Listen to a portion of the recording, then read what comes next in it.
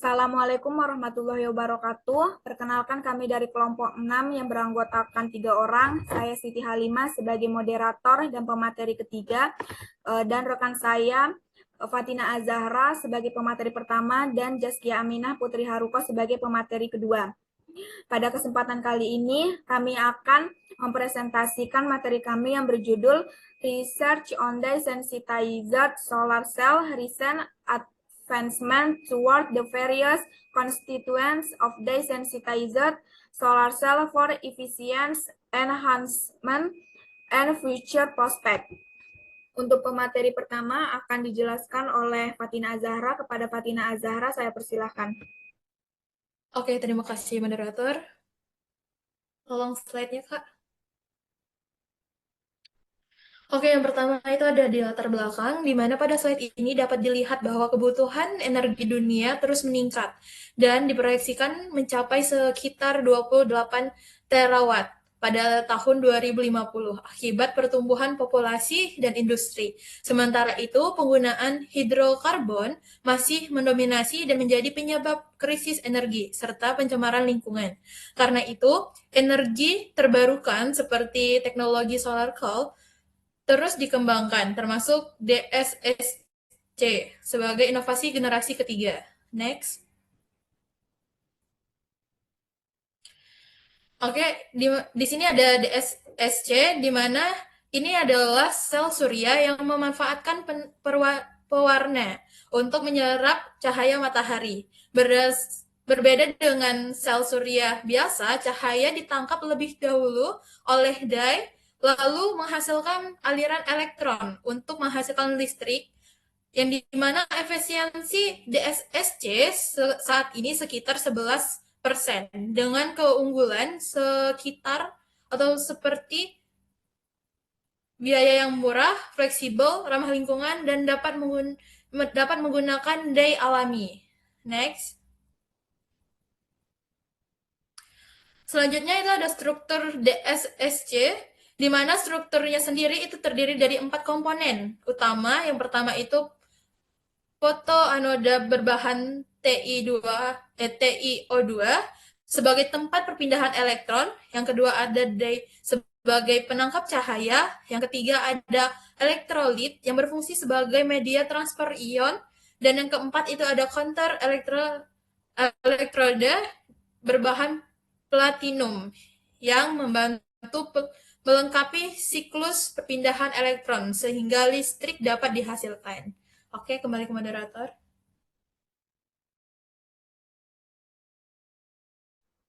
Oke, untuk materi selanjutnya itu akan dijelaskan oleh Zaskia Aminah Putri Haruko. Kepada Zaskia, saya persilakan. Oke, terima kasih Halimah. Lalu pada slide selanjutnya itu adalah cara kerja dari desensitize solar cells itu sendiri. Dimana tadi kan udah komponen yang paling banyak di highlight adalah komponen dye itu sendiri atau sebagai sensitizer yang nantinya zat berwarna ini akan menyerap cahaya matahari tersebut. Tentunya pada prinsip kerja atau cara kerja ini, yang pertama itu adalah dimulai dari proses penyerapan cahaya, di mana molekul dye tersebut menyerap energi foton dari cahaya matahari. Kemudian ketika dye menerima energi tersebut, energi pada dye tersebut mengalami eksistasi atau yang biasa kita kenal dengan perpindahnya tingkat energi dari rendah menuju tingkat energi yang lebih tinggi. Selanjutnya adalah injeksi elektron ke semikonduktor. Jadi elektron yang tadinya telah tereksistasi kemudian diinjeksi atau dipindahkan dari dye menuju pita konduksi material titanium oxide pada fotoanoda. Nah, ini juga menjadi highlight penting teman-teman, bahwasanya penggunaan titanium oxide ini digunakan karena ia memiliki struktur nanopori dengan luas permukaan besar. Nah, nantinya bakal kita bahas lebih lanjut kenapa harus menggunakan titanium oxide dan kenapa luas permukaannya cukup besar.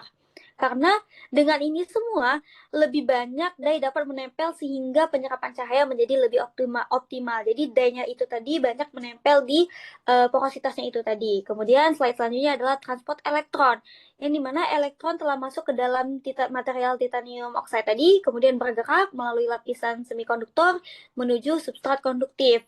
Nah, ini selanjutnya dia akan mengalir ke rangkaian luar. Pada tahap inilah arus listrik sudah mulai terbentuk dan energi listrik itu sudah bisa dimanfaatkan. Kemudian selanjutnya adalah elektron menuju counter elektroda. Nah, tadi kan sudah setelah melewati rangkaian luar, elektron akan tiba di counter elektroda. Nah, pada saat ini biasanya menggunakan platinum sebagai katalis. Kenapa tuh kita menggunakan platinum? Karena platinum ini merupakan atau dia mempunyai sifat katalitik yang cukup baik dalam sifatnya pengantaran listrik. Nah, yang step kelima, step keenam adalah regenerasi elektrolit dan regenerasi dye.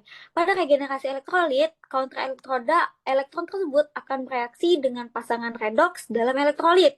Nah, biasanya ini digunakan iodide atau triiodide atau imin atau I3-min. Nah, ion triiodide ini dia menerima elektron dan berubah kembali menjadi iodide. Jadinya dia siklus awal akan berulang kembali. Nah, dan lebih lengkapnya ada di regenerasi dye. Jadinya dalam regenerasi dye ini merupakan regenerasi atau syarat terbentuknya siklus atau berulangnya siklus dalam prinsip kerja DSSC atau desensitized solar cell ini sendiri. Karena ion diodide kemudian memberikan elektron kepada dide yang sebelumnya kehilangan elektron akibat proses eksitasi atau yang biasa kita kenal teman-teman yang namanya rekombinasi. Jadi kembalinya lagi elektron ke tempat kosong, ruang kosong atau yang kita sebut dengan hole. Nah, dengan demikian dye kembali ke kondisi awal dan siap menyerap cahaya matahari kembali. Siklus ini terus berulang tuh selama DSSC dapat menerima cahaya matahari. Jadi ketika tidak adanya cahaya matahari, maka dye itu tadi DSSC ya tidak bekerja karena pada dasarnya adalah solar cells itu membutuhkan energi foton sebagai media penyerapannya. Kemudian lanjut ke slide selanjutnya, udah mention banyak terkait dye. Nah, dye tadi kan udah kita tahu bahwasannya itu sebagai sensitizer atau sebagai katakanlah sebagai sensitivitas untuk penyerapan cahaya fotonnya tadi dengan menggunakan zat pewarna yang berfungsi untuk menyerap cahaya matahari dan mengubahnya menjadi elektron.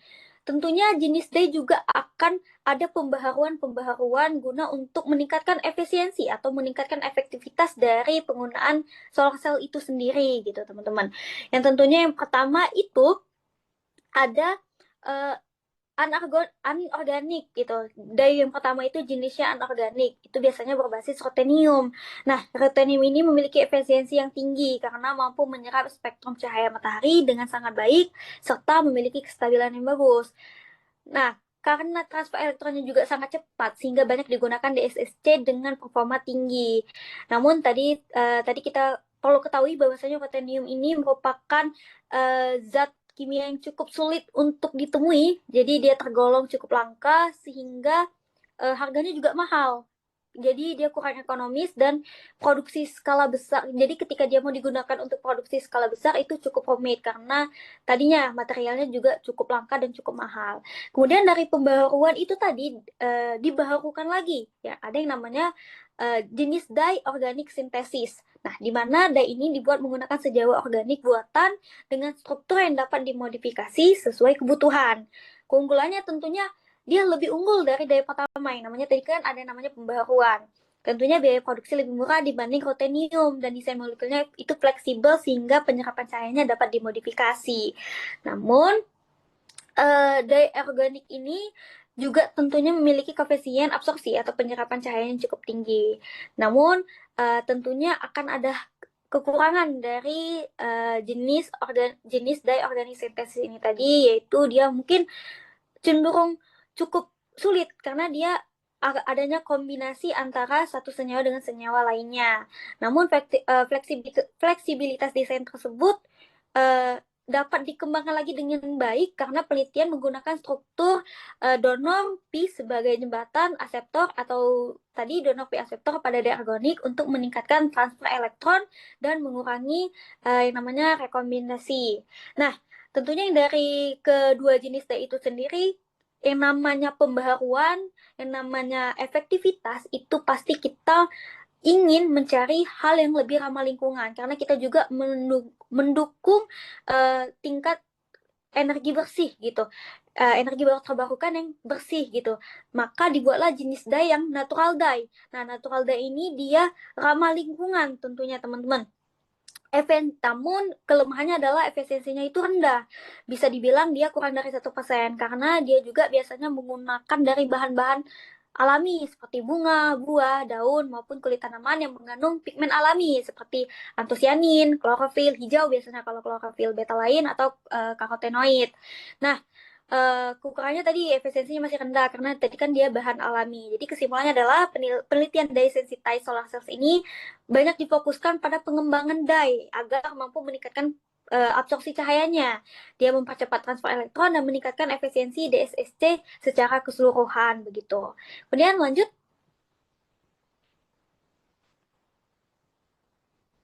Oke, ini perkembangan DSSC. Tadi kita lebih fokus ke perkembangan daya-nya tadi karena perkembangan daya itu banyak pembaruan. Nah, ini perkembangan DSSC secara menyeluruh. Tentunya perkembangan DSSC itu harus dikembangkan berbagai komponennya agar dia dapat meningkatkan efektivitas dari DSSC terutama solar cell itu sendiri. Di mana perkembangan pertama yang dilakukan yaitu pada material fotoanodanya. Nah, terutama ini material yang digunakan adalah titanium oxide dan ZNO. Kenapa kita menggunakan titanium oxide sebagai bahan pembaruannya? Karena dia lebih stabil, murah, tidak beracun, dan memiliki kemampuan transport elektron yang baik. Sedangkan ZNO ini memiliki mobilitas elektron yang tinggi, sehingga dia dapat mampu mempercepat perpindahan elektron. Kemudian tadi dilakukan modifikasi nanostruktur. Nanopori digunakan cukup baik karena dia dapat meningkatkan luas permukaan material. Kenapa tadi luas permukaan penting? Karena semakin besar luas permukaan, maka semakin banyak molekul dye yang dapat menempel di porositas, di pori-pori atau di permukaan material tersebut. Jadi ketika dia banyak menempel, penyerapan cahaya dapat meningkat dan jumlah elektron yang dihasilkan juga akan menjadi lebih besar atau lebih banyak gitu.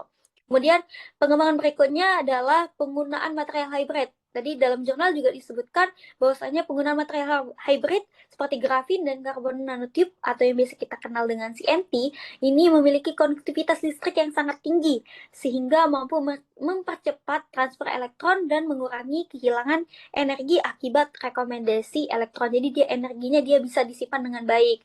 Juga dia dapat membantu memperbaiki jalur transport elektron sehingga efisiensi DSSC ini meningkat. Jadi tidak ada energi listrik yang hilang, energi listrik yang terbuang dari proses penyerapan tersebut. Selain fotoanoda juga optimalisasi juga dilakukan pada elektrolit atau kantor-elektrodanya. Penelitian ini juga menyebutkan bahwasanya penggantian elektrolit cair dengan elektrolit gel maupun padat agar DSSC lebih stabil dan tidak mudah bocor. Nah, kontraelektroda juga dikembangkan menggunakan material alternatif selain platinum, karena platinum memiliki harga yang relatif mahal. Jadi ini masih menjadi PR teman-teman, karena pada jurnal ini juga masih menggunakan platinum, karena platinum memang cenderung bagus karena sifat efektivitas kelistrikan juga lebih baik teman-teman. Jadi namun kekurangannya adalah memiliki harga yang relatif mahal. Selanjutnya pada perkembangan desain dye yang tadi udah kita sebutkan lebih banyak. Namun di sini lebih singkatnya adalah dengan perkembangan model strukturnya. Nah, model struktur dye dengan donor P aseptor. Nah, P di sini sebagai jembatan konjugasi ini sangat penting karena mampu meningkatkan transfer elektron dari dye menuju semikonduktor. Oleh karena itu, struktur donor P aseptor ini membantu memperluas penyerapan spektrum cahaya matahari dan mengurangi rekomendasi elektron. Nah, dengan itu semua desain dye ini menjadi salah satu fokus utama penelitian DSSC saat ini. Namun secara keseluruhan perlunya peningkatan komponen dari komponen A menjadi komponen yang lebih baik itu supaya dapat meningkatkan secara keseluruhan perkembangan dari DSSC atau dye sensitized solar cells ini sendiri begitu. Kembali kepada Halimah.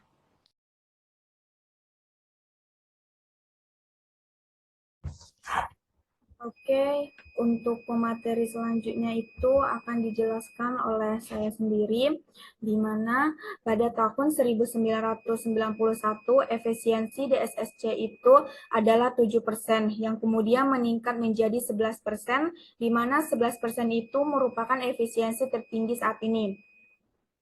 Nah, namun peningkatan tersebut tergolong lambat disebabkan oleh rekomendasi elektron yang dimana elektron harusnya bergerak menuju lapisan semikonduktor PO2 dan seharusnya mengalir ke rangkaian kerangka yang luar untuk menghasilkan arus listrik. Namun, tidak semua elektron berhasil sampai ke rangkaian luar dan sebagian elektron justru kembali bergabung dengan hole. Hal ini menyebabkan juga dalam 20 tahun terakhir tidak adanya peningkatan drastis. Nah, efisiensi DSSC itu dengan natural die hanya sekitar 0,3 sampai 1% dikarenakan pewarna alami memiliki kemampuan yang lebih rendah dalam menyerap cahaya dan mentransfer elektron dibandingkan dengan organic dye. Sebaliknya, penggunaan organic dye itu mampu meningkatkan efisiensi secara signifikan karena lebih stabil dan memiliki serapan cahaya yang lebih baik. Adapun kesimpulan dari materi kami kali ini itu adalah yang pertama, efisiensi DSSC belum mengalami peningkatan signifikan dalam 2 dekade terakhir dikarenakan sudah mendekati batas optimasi sistem konvensional. Yang kedua itu ada komponen paling berpengaruh terhadap efisiensi adalah dye karena berperan langsung dalam penyerapan cahaya dan injeksi elektron ke semikonduktor. Dan yang ketiga itu ada TiO2 menjadi salah satu material fotoanoda yang bagus karena stabil, tidak beracun, murah, dan memiliki kemampuan transport elektron yang lebih baik. Oke, demikian presentasi dari kelompok kami. Kami mohon maaf apabila ada kesalahan.